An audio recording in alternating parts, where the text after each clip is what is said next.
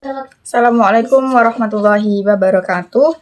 Yang terhormat Abi Hanif selaku dosen pengampu mata kuliah evaluasi pembelajaran, dan tak lupa juga teman-teman yang berbahagia.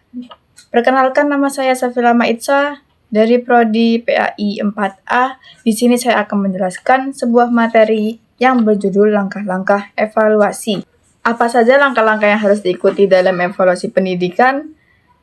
Untuk Sudijono mengemukakan ada 6 langkah utama dalam evaluasi, yaitu menyusun rencana evaluasi hasil belajar, menghimpun data, melakukan verifikasi data, mengolah dan menganalisis data, memberikan interpretasi dan menarik kesimpulan, dan yang terakhir tindak lanjut hasil evaluasi.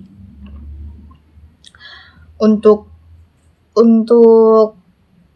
langkah-langkah evaluasi di sini dibagi menjadi 3, yaitu yang pertama secara perencanaan, yang kedua pelaksanaan, dan yang terakhir tindak lanjut.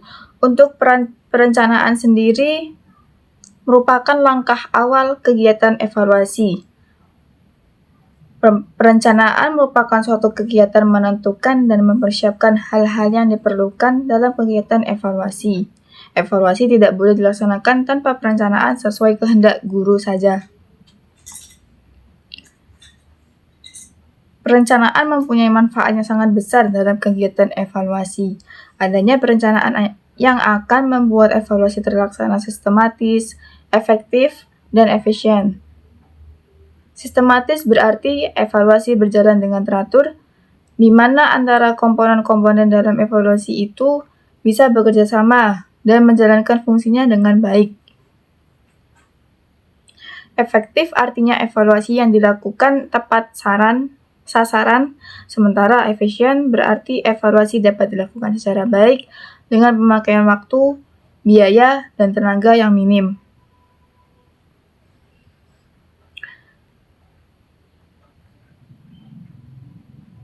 Untuk kegiatan yang dilakukan dalam perencanaan evaluasi ini ada 6 langkah, yaitu yang pertama merumuskan tujuan, yang kedua menetapkan aspek yang akan dinilai, yang ketiga memilih dan menentukan teknik, yang keempat menyusun alat ukur, yang kelima menentukan tolak ukur, dan yang terakhir menentukan frekuensi.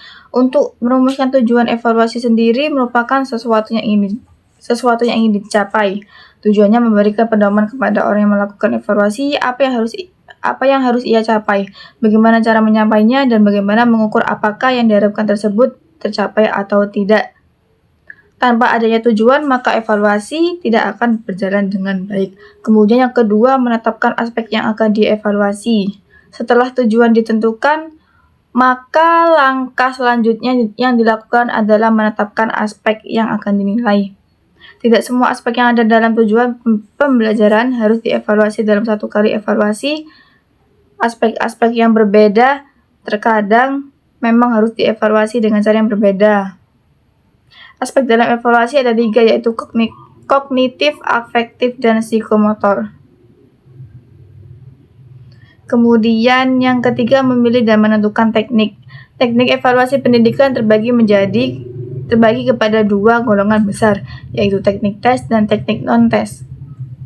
Teknik tes seringkali disebut dengan ujian, karena apabila tes diadakan, maka yang terjadi di sana adalah kegiatan menguji sejauh mana anak menguasai sesuatu. Teknik non-tes tidak bersifat menguji. Pada teknik ini, anak diminta melakukan sesuatu sesuai kemampuannya.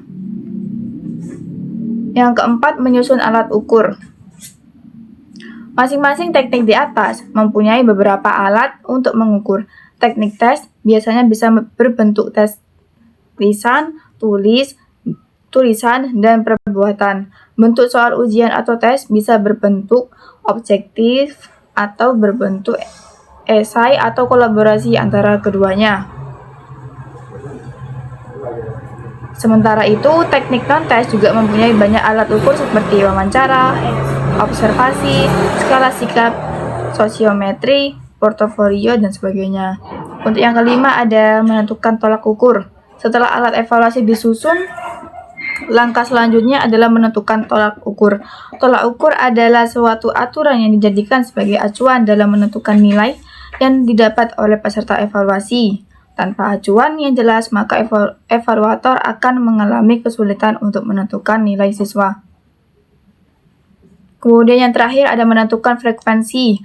Kegiatan terakhir yang dilakukan dalam tahap perencanaan adalah menentukan frekuensi atau jadwal evaluasi. Pada tahap ini, evaluator harus memuturkan berapa kali evaluasi yang akan dilakukan dalam kapan evaluasi tersebut akan dilakukan. Kemudian, selanjutnya membahas pelaksanaan. Langkah-langkahnya, yang pertama ada pengumpulan data, ada verifikasi data, mengolah dan menganalisis data, dan yang terakhir menginterpretasi dan menarik kesimpulan. Untuk pengumpulan data sendiri adalah kegiatan mengumpulkan segala informasi dari objek evaluasi. Yang kedua ada verifikasi data. Data akan diolah dalam evaluasi harus merupakan data yang akurat dan benar. Data yang benar akan mengantarkan evaluator untuk membuat keputusan benar. Yang ketiga ada mengolah dan menganalisis data. Mengolah dan menganalisis data pada dasarnya adalah memberi makna terhadap data sehingga data tersebut lebih dapat berbicara. Dalam mengolah dan menganalisis data ini bisa digunakan teknik statistik maupun non-statistik tergantung jenis data yang akan diolah. Kemudian yang terakhir ada menginterpretasi dan menarik kesimpulan. Menginterpretasi adalah menafsirkan data yang telah didapatkan. Interpretasi sebenarnya merupakan pemberian makna verbal dari data yang telah diolah. Kalau yang akan diinterpretasi adalah skor hasil belajar siswa, maka hasil dari interpretasi ini akan menghasilkan nilai siswa. Kemudian selanjutnya ada membahas tindak lanjut. Kesimpulan evaluasi bisa beragam sesuai data yang telah diolah. Bisa saja baik atau buruk, atau malah setengah baik atau setengah buruk. Proses belajar mengajar yang dievaluasi dari hasil belajar, siswa yang mengikuti proses tersebut bisa berhasil atau tidak berhasil.